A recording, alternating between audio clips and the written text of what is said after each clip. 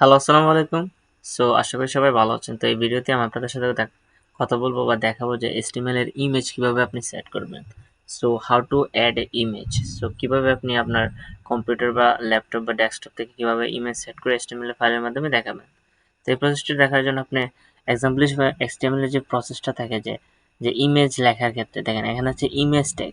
আমি এর আগের ভিডিওতে আমি বলতেছি যে কয়েকটি ভিডিওতে বলছি কিছু কিছু ট্যাগের দেখবেন ওপেনিং ট্যাগ আছে কিন্তু ক্লোজিং ট্যাগ নেই। জাস্ট আপনি চিন্তা করেন যে বিআর ট্যাগ যা লাইন ব্রেক, এটার কিন্তু ওপেনিং ট্যাগ আছে কিন্তু এটার কিন্তু ক্লোজিং ট্যাগ নেই। এর একটা ট্যাগ আছে ইমেজ ট্যাগ, এটার একটা ট্যাগ আছে যেমন line break, HR tag, line through back. এগুলা কয়েকটা ট্যাগ আছে, এগুলো এগুলো ওপেনিং ট্যাগ আছে, ক্লোজিং ট্যাগ নাই। ওপেনিং ট্যাগের ভিতরে এগুলো কাজ করা লাগে। ইমেজের দেখেন, ইমেজের প্রথমটা হচ্ছে সোর্স, যে আপনি যে ইমেজটা ব্যবহার করবেন এটা সোর্স ফাইল দিতে হবে। যে কোনো ধরনের দেখেন জেপিজি, পিএনজি, জেপিইজি, মানে বিভিন্ন ধরনের ইমেজ পায়, এটা অল্টার টেক্সট। অল্টার টেক্সটটা মূলত কাজ করে যেমন অনলাইনে আপনি কোনো ধরনের ইমেজ সাবমিট করার পর ইমেজটা বাই চান্স ডিলিট হয়ে গেছে, কিন্তু ইমেজের পরবর্তীতে দেখবেন অনেক ধরনের টেক্সট লেখা থাকে। এই জিনিসটা আমরা আপনাদের সাথে দেখাবো যে ইমেজের পরিবর্তে কেন টেক্সট লেখা থাকে, ইমেজটা কোন উদ্দেশ্যে লেখা হয়েছে, ইমেজটা কোন ধরনের ইমেজ কাজ করে। তো ওই ধরনের যেমন মনে করেন আপনি আপনার প্রোফাইল পিকচারটা দেবেন, জাস্ট আপনার সাথে আপনার প্রোফাইল পিক বা প্রোফাইল পিক নাম দিয়ে দিলেন। এখানে যদি ইমেজটা কথার কথা হাইড হয়ে গেছে, ইমেজটা আপনার আনফরচুনেটলি এখান থেকে ডিলিট হয়ে গেছে, কিন্তু এই জায়গাটাতে এই ধরনের ইমেজের অংশটাতে টেক্সট হিসেবে বা আপনার লেখাটা থাকবে যে ওইখানে ওই ধরনের ইমেজ থাকে। সো এই জিনিসটা দেখাবো এখন। Let's get started. আমি চলে আসছি। আমার করিডোরের এখান থেকে আমি লিঙ্কটা টাইটেলটা চেঞ্জ করবো। অলওয়েজ আপনি যে জিনিসটা কাজ করেন টাইটেলটা দেবেন যে image, HTML image add. Image add.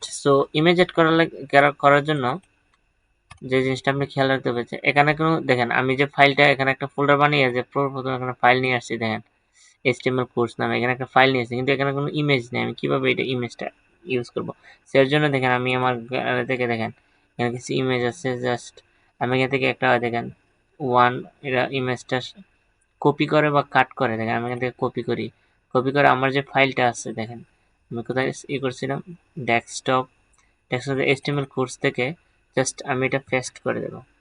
এই দেখেন আমি এটা পেস্ট করে দিচ্ছি। তো ইমেজটা কিন্তু এখানে চলে আসছে, দেখেন এখানে চলে আসছে। তো আপনি চাইলে ইমেজটা কিভাবে এখানে নিয়ে আসতে পারবেন।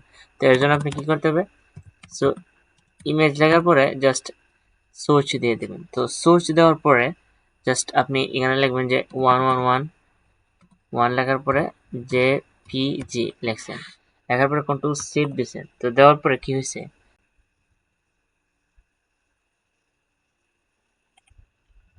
দেখেন আমি এখানে ডিলিট করেছি, দেখেন ইমেজটা কতটুকু বড় হয়ে গেছে, দেখছেন ইমেজটা কিন্তু অনেক বড় হয়ে গেছে। কিন্তু বাই চান্স ইমেজটা নাই, আপনি চিন্তা করেন এখানে আমি কিছু দেই নাই, বাই চান্স ইমেজটার মধ্যে একটা ওয়ান বেশি পড়ে গেছে, যদি আমি কন্ট্রোল সেভ করি এখানে কিন্তু কোনো ধরনের ইমেজ দেখাবে না, কারণ এখানে কোনো ধরনের ইমেজ নাই। কিন্তু আপনি যদি এখান থেকে কোনো কিছু টেক্সট অ্যাড করে দেন, যেমন মনে করেন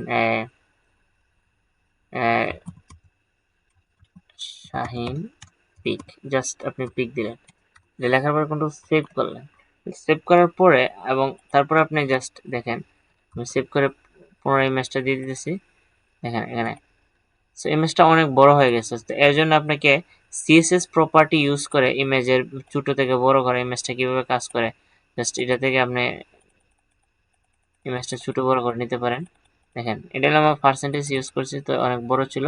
দেখেন আমার এই ইমেজটা, কিন্তু বাই চান্স আমার এই ইমেজটা দেখছেন ইমেজটা নাই। এই ইমেজটার কারণে আমি যদি একটা ওয়ান বেশি দিয়ে যদি আমি সেভ করি তখন দেখবেন কি হচ্ছে, ইমেজটা নাই। কিন্তু ইমেজের পরবর্তীতে কিন্তু এখানে দেখেন একটা জিনিস একটু আগে বলছিলাম, ইমেজের পরিবর্তীতে এখানে ইমেজের যে একটা নাম শুরু আছে তার জায়গাটা দখল হচ্ছে, কিন্তু এই জিনিসটা alter text. Most important part.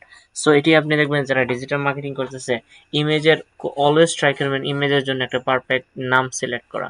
আপনি যে ধরনের ইমেজ ব্যবহার করতেছেন না কেন, যেমন HTML এর একটি ছবি দিয়ে HTML এর ইমেজের ফাইল পাতার নামটা দিবেন, বা CSS, জাভাস্ক্রিপ্ট, বিভিন্ন ধরনের প্রোগ্রামিং ল্যাঙ্গুয়েজ আপনি যে রিলেটেড আপনি একটি ইউটিউবের থাম্বনেল বা যে কোনো ধরনের আপনি যা কিছু করেন না কেন অলওয়েজ ট্রাই করবেন একটা পারফেক্ট নেম দেওয়ার জন্য।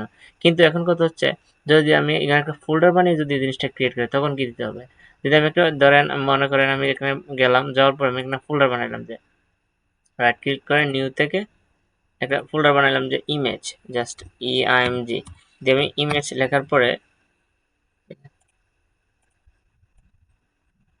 আমি এটার ভিতরে দিয়ে দিলাম। তো ভিতরে দিয়ে দিলে কিন্তু এখানে আর পাবে না। জাস্ট আমি যদি এখান থেকে দেখেন, এটা কিন্তু ইমেজটা কিন্তু এটার ভিতরে চলে আসে, এটা ফোল্ডারের ভিতরে না। আমার দিয়ে জাস্ট ওয়েট। সো আমি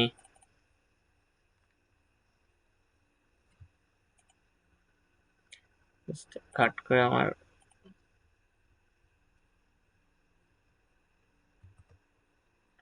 আমার যেটা ভিতরে নেওয়া দরকার ছিল এটা ভিতরে নেই।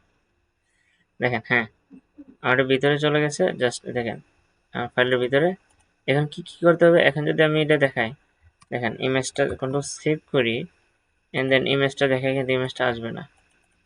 দেখছেন, ইমেজ অল্টো টেক্সট আসছে, কারণ কি অল্টো টেক্সট তো থাকবে, কিন্তু এর জন্য আপনাকে কি করতে হবে, আগে ইমেলের ফাইল পাত্র নাম লিখতে হবে, বরাবর img লেখার পরে স্ল্যাশ ব্যবহার করতে হবে। তখন আপনার ইমেজটি দেখবেন এটার ভিতরে জাস্ট কন্ট্রোল সেভ দিচ্ছেন, এখন কিন্তু ইমেজটা পাইবে। দেখেন এখন কিন্তু ইমেজটা চলে আসছে। কি হয়েছে, এখন কিন্তু ইমেজটা চলে আসছে।